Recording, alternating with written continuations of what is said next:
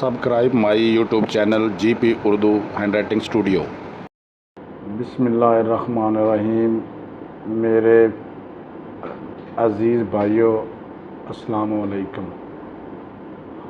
आज हम एक ऐसी हदीस मुबारक सुनने जा रहे हैं जो दिलों को झंझोड़ देती है और हमें दूसरों की भूख और प्यास मिटाने की अजीम फजीलत बताती है। रसूलुल्लाह सल्लल्लाहु अलैहि वसल्लम ने फरमाया, जो शख्स अपने भाई को पेट भर कर खाना खिलाता है और पानी पिलाता है, अल्लाह ताला इसे जहन्नम से 7 खंदकें दूर फरमा देता है और एक खंदक का फासला दुनिया व माफिया के बराबर है। क्या ही अजीम खुशखबरी है उन लोगों के लिए जो दूसरों को खाना और पानी पिलाने की तौफीक पाते हैं।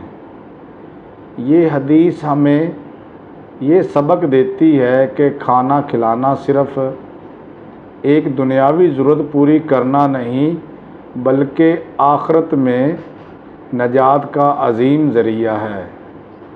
सोचिए, एक खंदक का फासला पूरी दुनिया के बराबर हो और अल्लाह अपने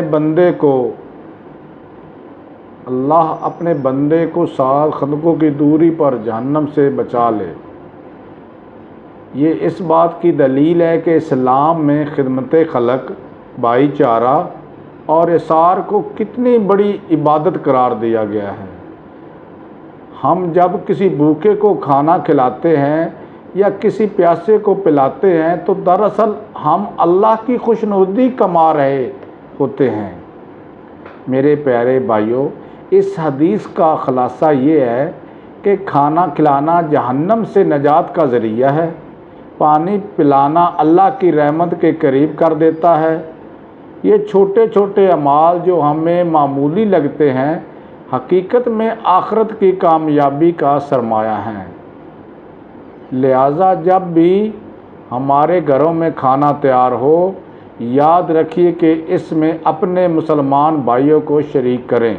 ख्वाह वो कोई पड़ोसी हो, कोई मस्कीन हो या कोई यतीम, इन सब को खाना खिलाना अल्लाह के यहाँ बहुत बड़ा अमल है।